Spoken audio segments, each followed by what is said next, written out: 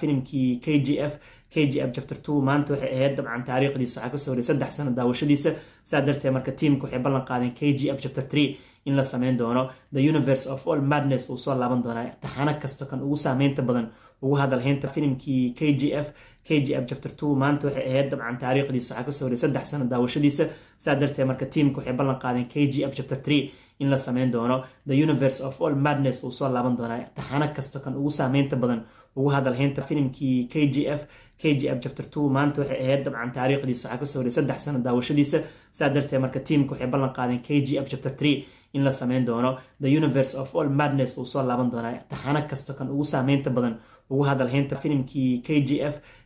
chapter 2 maanta waxay ahayd dabcan taariikhdiisa waxaa kasoo horey 3 sano daawashadiisa saa darteed marka tiimka waxay ballan qaadeen KGF chapter 3 in la sameyn doono The Universe of All Madness uu soo laaban doonaa taxano kasta kan ugu saameynta badan ugu hadalhaynta filimkii KGF